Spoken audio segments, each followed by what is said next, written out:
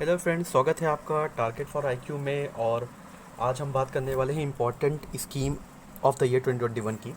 तो काफ़ी एग्ज़ाम्स में गवर्नमेंट की जो सेंट्रल गवर्नमेंट की जो स्कीम्स है उसके बारे में पूछा जाता है। एंड उसके क्या क्या फीचर्स हैं, किस लिए आया है और क्या अदर पॉसिबल कंडीशंस हैं, तो इसके बारे में एक एक्सटेंसिव वीडियो हम लाए हैं। एंड इस वीडियो में हम इम्पॉर्टेंट स्कीम्स के बारे में जानेंगे, जैसे कि startup India scheme, then Ayushman Sahakar Yojana, then सतत स्कीम और आखिरी में पीएम आशा स्कीम। ठीक है, तो इन चारों स्कीम के बारे में हम लोग बात करेंगे। तो लेट्स सी कि क्या क्या इंपॉर्टेंट डिटेल्स है। एंड प्लीज़ इस वीडियो को लास्ट तक देखें।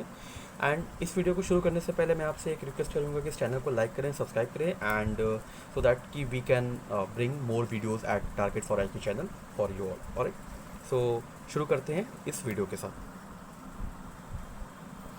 Okay, so startup India scheme की बात है। तो इसमें हम देखते हैं अब क्या क्या कन्फिग्रेशंस है और क्या क्या इंपॉर्टेंट सारी चीज़ें हैं। ठीक है, तो देखिए स्टार्टअप इंडिया फंड स्कीम जो है वो सेंट्रल गवर्नमेंट ने अभी रिसेंटली लॉन्च की है। तो इसमें कुछ कंडीशंस जो है, इसका ऑब्जेक्टिव मेनली है कि to provide financial assistance to startups. ठीक है, जितने भी नए नए बिजनेस हैं, ठीक है, जितने भी नए नए बिजनेस या स्टार्टअप्स हैं, उनको फाइनेंशियल सिस्टम मतलब कि वित्तीय सहायता, ठीक है, इकोनॉमिक सपोर्ट जो है वो देने के लिए, ताकि वो मार्केट में एंट्री कर पाए, उनके पास इनफ फंड हो, बाकी जो अभी जितने प्रोडक्ट लॉन्च करने के लिए या बिजनेस को कंटिन्यू करने के लिए, ठीक है, उनके पास इनफ फंड हो। और प्रोडक्ट ट्रायल्स पे जितने भी नए नए प्रोडक्ट वो शुरू कर रहे हैं, उनका ट्रायल करने के लिए इनफ फंड उनके पास हो। ठीक है, तो ये ऑब्जेक्टिव है इस स्कीम का, कि उनके पास इनफ इकोनॉमिक सपोर्ट हो ये सब चीज़ करने के लिए। ठीक है, इसके बाद सेकंड है, it has been approve for period of 4 years. ठीक है, चार साल तक इस स्कीम की जो वैलिडिटी है वो है। ठीक है, और 4 साल तक जो फंड है वो प्रोवाइड किए जाएंगे।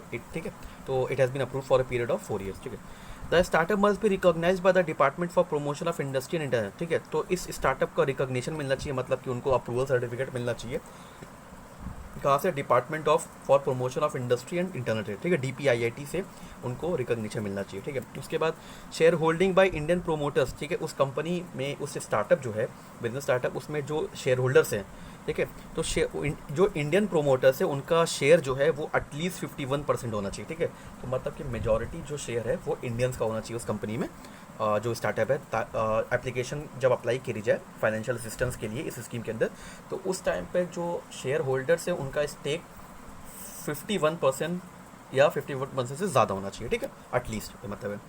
उसके बाद it must have incorporated not more than 2 years at the time. ठीक है, जब एप्लीकेशन आप दे रहे हैं या कोई कंपनी अप्लाई कर रही है, तो 2 साल के अंदर उस कंपनी का लॉन्च होना ज़रूरी है। 2 साल से पहले उनका लॉन्च, मतलब कि कोई पुरानी कंपनी आकर के इसने भी इस इकोनॉमिक सपोर्ट नहीं मांग सकती। ठीक है, 2 साल, जब आप आज के टाइम पे अगर आप 2021 में आप अगर एप्लीकेशन अप्लाई कर रहे हैं, तो आपका 2019 के बाद से उस बिजनेस का लॉन्च होना ज़रूरी है। ठीक है, देन उसके बाद जो हेल्प है वो 20 लाख तक की मिलेगी as a grant for product trial. तो जो नए भी प्रोडक्ट ट्रायल करने हैं उसके लिए 20 लाख, और 50 लाख मिलेगा इन्वेस्टमेंट करने, as a investment for market में एंट्री करने के लिए इन्वेस्टमेंट के तौर पे। ठीक है, तो ये बात हो गई इस स्कीम के बारे में।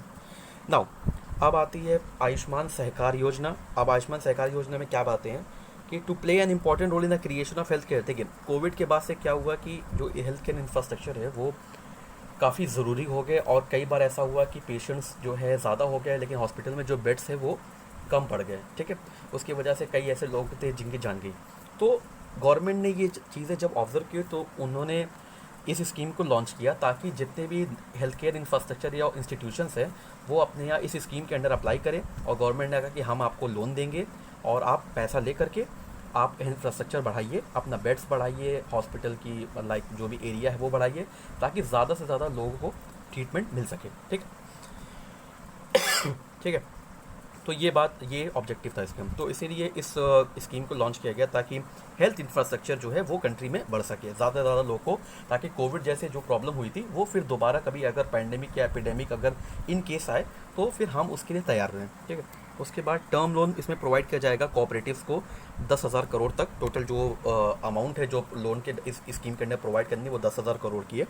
और ये किस लिए दिया जाएगा? Establishment and renovation of hospital का या तो इस्टेब्लिश करिए या तो रेनोवेट करने के लिए, मॉडर्नाइजेशन मतलब एडवांस फैसिलिटीज़ के लिए, एक्सपेंशन मतलब एरिया एक्सपेंशन बढ़ाने के लिए, और रिपेयर्स ऑफ हेल्थ केयर मतलब जो भी अदर सर्विसेज है उनको बढ़ाने के लिए इस स्कीम का जो ऑब्जेक्टिव है वो इसीलिए, ठीक है। उसके बाद interest subvention of 1% to women, मतलब 1% की जो छूट दी जाएगी, ठीक है, वुमेन मेजॉरिटी को, अगर वो इस लोन को मतलब क्लेम करती हैं, ठीक है, under the Ayushman Sahakar scheme. उसके बाद health care services for the elderly people, मतलब इसके अंदर जो हेल्थ केयर सर्विसेज है ऑब्जेक्टिव ये कि एल्डरली पीपल को, person with disability, mentally child, इन लोग के लिए भी इंफ्रास्ट्रक्चर को क्रिएट किया जाएगा ताकि इसके अंदर जो है इंफ्रास्ट्रक्चर जो सर्विसेज हैं वो इन लोगों को मिल पाए, ठीक है। अब बात आती है सतत स्कीम की, ठीक है। तो देखिए सतत स्कीम जो है वो गवर्नमेंट ऑफ इंडिया की एक इनिशिएटिव है। इसका ऑब्जेक्टिव क्या है कि कंप्रेस्ड बायोगैस प्रोडक्शन प्लांट जो है, ठीक है, compressed biogas, this one compressed biogas production plant को जो है बनाया जाए ताकि वो मार्केट यूज़ के लिए अवेलेबल हो सके, ताकि जो भी हम लोग अभी फ्यूल यूज़ करते हैं तो उसका एक अल्टरनेटिव फ्यूल के रूप अल्टरनेटिव फ्यूल के फॉर्म में उसको हम लोग प्रोड्यूस कर सकें, ताकि हम पूरी तरह पेट्रोल पे डिपेंडेंट ना रहें, ठीक है, ताकि हम लोग ऑटोमोबाइल में बायोगैस का भी यूज़ कर सकें, ठीक है। तो इस स्कीम को बैकग्राउंड नॉलेज के तौर पे इस स्कीम को लॉन्च किया गया था 2018 में by minister of petroleum natural gas, और इसके साथ साथ कुछ अदर कंपनीज़ भी थी जिन्होंने कोलैबोरेशन में इस स्कीम को लॉन्च किया था, जैसे कि भारत पेट्रोलियम और हिंदुस्तान पेट्रोलियम, ठीक है। तो इस स्कीम का जो ऑब्जेक्टिव है वो ये है कि इंडिया के कमिटमेंट जो है कार्बन कम करने की तरफ, या फिर पेरिस एग्रीमेंट जो है जो कि क्लाइमेट चेंज को रिड्यूस करने के लिए, तो उसकी तरफ एक महत्वपूर्ण कदम है, एक इंपॉर्टेंट स्टेप है, ठीक है। तो अब इसके बारे में थोड़ा जानते हैं कि क्या क्या इसमें बातें की गई। तो इसमें दिया कि एक compressed biogas will have the same properties of commercial, ठीक है, बोल रहा है कि कंप्रेस्ड बायोगैस जो हम प्रोड्यूस करने वाले हैं उसकी जो प्रॉपर्टी वो सेम सीएनजी जो आपने सुना है, ठीक है, कम कॉमर्शियली नेचुरल गैस के उसके बराबर होगी, और वो उतना ही एनर्जी हमें प्रोवाइड कराएगा कंप्रेस्ड बायोगैस, ठीक है। और इसका ऑब्जेक्टिव ये है for setting a compressed biogas production plant, ठीक है। और इसका ऑब्जेक्टिव ये क्यों किया गया है, क्योंकि इंडिया के जो कमिटमेंट है कार्बन कम करने की तरफ वो मेंटेन हो सके, ठीक है। और wastage can be responsibly manage, इसका ऑब्जेक्टिव ये है कि जो भी वेस्ट है, ठीक है, उनको हम अगर रिस्पॉन्सिबली मैनेज करें और रिसाइकिल करें तो हम बायोगैस जो है जनरेट कर सकते हैं, और उसको हम एक ऑल्टरनेटिव फ्यूल के तरीके से भी यूज़ करते हैं। तो एक हमारा दो काम हो रहा है, एक तो हमारा वेस्ट खत्म हो रहा है, दूसरा हमारा ऑल्टरनेटिव फ्यूल क्रिएट हो रहा है, तीसरा हमारी जो डिपेंडेंसी है फॉसिल फ्यूल की तरफ वो रिड्यूस हो रही है, ठीक है। उसके बाद क्रिएशन ऑफ मोर जॉब, अब अगर ये बायोगैस प्रोडक्शन प्लांट अगर हर जगह स्टैब्लिश होंगे तो ज़्यादा जाहिर सी बात है ज़्यादा से ज़्यादा जॉब्स जनरेट होगी, ठीक है। उसके बाद एडिशनल एवेन्यू ऑफ इनकम, और जो बायोगैस जो ये जनरेट करने ये किससे करेंगे, वेस्टेज से करेंगे, और वेस्ट में क्या एग्रीकल्चर वेस्ट भी होगा। तो अगर फार्मर जो है ग्रेन्स तो बेचते बेचते, लेकिन जो एग्रीकल्चर वेस्ट होता है वो क्या करते हैं, वो जला देते हैं। तो अगर हम उससे भी बायोगैस जनरेट कर पाएंगे तो फार्मर्स के लिए क्या होगा, एडिशनल इनकम होगा। तो ये ऑब्जेक्टिव है सेंट्रल गवर्नमेंट का, ठीक है। तो ये सारी बात उनका ऑब्जेक्टिव है, और ताकि जो अभी अगर देखा जाए कि साल भर में 62 मिलियन मेट्रिक टन लगभग जो है वेस्ट जो है जनरेट होता है हर साल, तो अगर हम उसको उसका एक एफिशिएंट यूज़ कर सकें तो वो काफ़ी बेहतर है, ठीक है। और डिपेंडेंस जो है इम्प्यूटफुल वो भी घट जाएगा, ठीक है। तो ये सारी ऑब्जेक्टिव है इस स्कीम के पीछे। नाउ अब लास्ट स्कीम हम बात करते हैं प्रधानमंत्री अन्नदाता आय संरक्षण अभियान, जो कि है पीएम आशा स्कीम, ठीक है। अब इसका ऑब्जेक्टिव क्या है, इसका ऑब्जेक्टिव ये है कि फेयर प्राइस दिया जाएगा फार्मर को और उसके जो भी प्रोड्यूस है, ठीक है।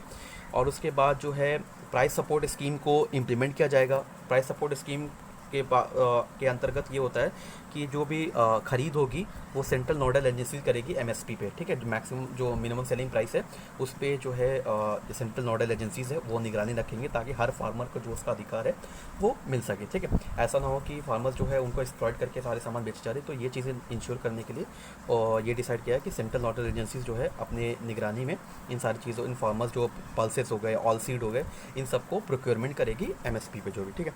उसके बाद जो डिफरेंस है एमएसपी मिनिमम सेलिंग प्राइस, मतलब कि मान लीजिए मार्केट में जो है कोई सामान जो है किसी एमएसपी की एक प्राइस पे है और जो सेलिंग प्राइस है वो अलग है, तो उसका जो डिफरेंस है वो फार्मर्स को पे किया जाएगा इस स्कीम के अंडर, और it will improve the income of farmer. अब जैसा कि हम देख रहे हैं कि जो अंतर जब पे किया जाएगा तो फार्मर की इनकम ऑब्वियसली बढ़ेगी इसमें, ठीक है। तो ये ऑब्जेक्टिव है इसका कि इसमें इस तरीके से काम किया जाएगा। और as per the pilot of private procurement stock list scheme, तो प्राइवेट सेक्टर है वो भी इस प्रोक्योरमेंट ऑपरेशन में पार्ट लेगा, ताकि इसमें ज़्यादा से ज़्यादा लोगों को जितने भी प्लेयर्स हैं ज़्यादा से ज़्यादा ऑप्शन मिल सके फार्मर्स को, ठीक है। तो ये उनकी जो है ऑब्जेक्टिव है, ये उनका प्लान है। हालांकि इसमें कुछ चैलेंजेस भी होंगे कि चैलेंजेस ये है कि कुछ एक्सपर्ट ने साइड किया है कि 24% जो फार्मर्स है वो ही सिर्फ एमएसपी से अवेयर है कि एमएसपी भी कोई चीज़ होती है, बाकी लोग एक्सप्लॉइट होकर के कम प्राइस पाते हैं। तो ये सारी चीज़ें चैलेंज है। हालांकि गवर्नमेंट काफ़ी डिटरमाइंड है इस स्कीम को इम्प्लीमेंट करने, तो इसका जो स्कीम है वी रियली होप कि ये स्कीम जो है काफ़ी इफेक्टिव साबित हो, फार्मर्स की इनकम जो है वो काफ़ी अच्छे स्तर पे बढ़े। ठीक है, तो ये सारी बातें इस स्कीम के बारे में थी। तो अब हम आ गए इस वीडियो के एंड पे, एंड अगर आपको ये वीडियो पसंद आया तो I would request you to please like and subscribe, and we will soon come with another video, and till that time will meet soon. Alright, so thank you, good bye.